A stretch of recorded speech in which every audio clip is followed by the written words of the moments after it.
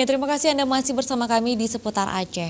Pemirsa, menyambut bulan suci Ramadan, pemerintah Kabupaten Aceh Besar melalui Dinas Koperasi UKM dan Perdagangan setempat menggelar pasar murah di 4 kecamatan dalam wilayah tersebut. Untuk hari pertama pasar murah sambut Ramadan dilaksanakan di Kecamatan Lung. Ratusan masyarakat dari berbagai desa di wilayah tersebut langsung menyerbu halaman kantor camat guna mendapatkan barang yang lebih murah dibandingkan harga di pasaran. Di lokasi pasar murah ini, Disperindak UKM menyediakan sejumlah kebutuhan masyarakat seperti gula, minyak goreng, tepung, dan telur. Menurut Kepala Dinas Perindak UKM Kabupaten Aceh Besar Taufik, di masing-masing kecamatan pihaknya menyiapkan 3.500 kg gula, 3.500 liter minyak, 2.500 kg tepung, dan 12.500 butir telur.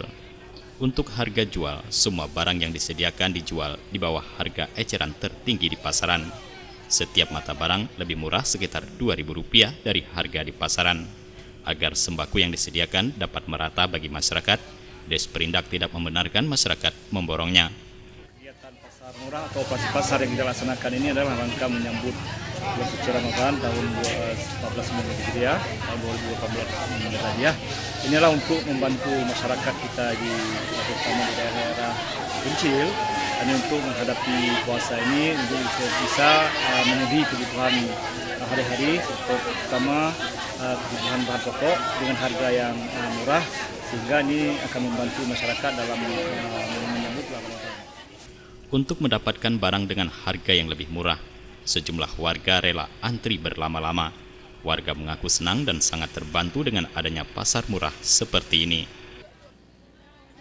Ya, pemerintah selalu mengadakan seperti ini, apalagi nanti mau nyambut Lebaran juga kan, menguntungkan juga kayak tepung, gula, terus sangat bermanfaat.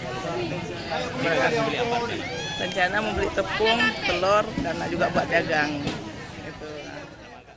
Selain di Kecamatan Lung, pasar murah menjelang Ramadan ini juga digelar di 3 lokasi lainnya, seperti Kecamatan Masjid Raya, Kecamatan Selimum, dan Kecamatan Kuta Baru. Jufrizal dan Faisal, Aceh TV.